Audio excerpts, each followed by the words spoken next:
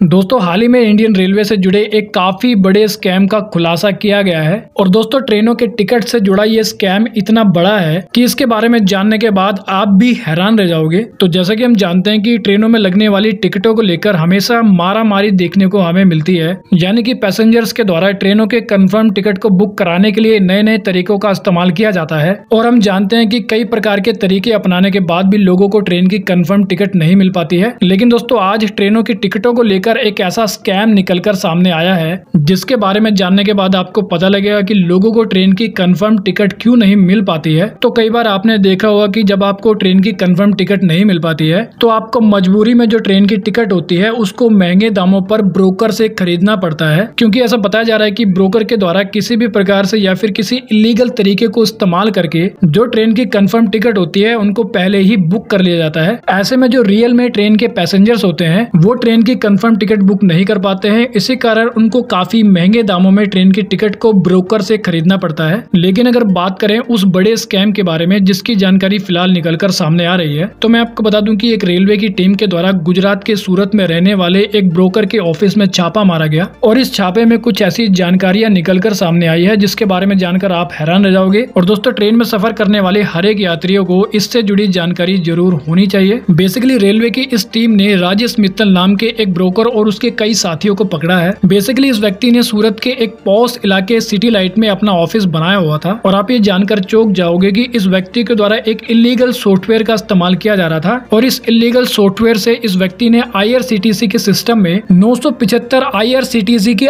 ID के सहारे 4 करोड़ 50 लाख रुपए की कीमत वाली टिकट को बुक किया था। यानी कि इस व्यक्ति के द्वारा 4 करोड़ 50 लाख की जो टिकटें थी उनको बुक करके उनको दूसरे लोगों को बेचा था, वो भी ज्यादा दामों पर। और ऐसा बताया जा रहा है कि एक PNR नंबर पर ये जो व्यक्ति है वो 700 रुपए एक्स्ट्रा वसूलता था। और जिस समय इस व्यक्ति के ऑफिस पर छापा मारा जा रहा था उस समय भी इस व्यक्ति के ऑफिस में तत्काल की जो टिकट थी उसको बुक किया जा रहा था। यानी कि एक प्रकार से इस व्यक्ति को बिल्कुल रंगे हाथों पकड़ा गया। लेकिन दोस्तों आप ये भी जानकर चौंक जाओगे कि इस व्यक्ति के द्वारा काफी हाईटेक सिस्टम का इस्तेमाल किया जा रहा था ट्रेनों की टिकट को बुक करने के लिए, क्योंकि छापे के दौरान इसके ऑफिस में हाई स्पीड इंटरनेट कनेक्शन के 5 कनेक्शन देखने को मिले हैं जिनकी स्पीड 150 Mbps के आसपास बताई जा रही है। और ऐसे 5 इंटरनेट कनेक्शन इसके ऑफिस में देखने को मिले हैं, क्योंकि अगर आपकी इंटरनेट स्पीड काफी ज्यादा अच्छी है तो उसके कारण आप IRCTC की वेबसाइट से ट्रेन की टिकट काफी आसानी से बुक कर पाते हो। इसके अलावा दोस्तों इस व्यक्ति के द्वारा इंटरनेट की स्पीड को लेकर भी काफी जुगाड़ किए गए थे। बेसिकली ऐसा बताया जा रहा है कि इंटरनेट की स्पीड में कोई फ्लक्चुएशन ना हो इसके लिए अलग अलग राउटर थे और सभी कनेक्शन के जो IP एड्रेस थे वो भी अलग अलग थे। और इसी के साथ मैं आपको बता दूं कि IRCTC की थर्ड पार्टी पेमेंट गेटवे के सिक्योरिटी फायरवॉल को हैक करने के लिए इस व्यक्ति के द्वारा 2 सॉफ्टवेयर का इस्तेमाल किया जाता था और ये दोनों सॉफ्टवेयर बेसिकली इलीगल सॉफ्टवेयर थे। और इन इलीगल सॉफ्टवेयर के इस्तेमाल से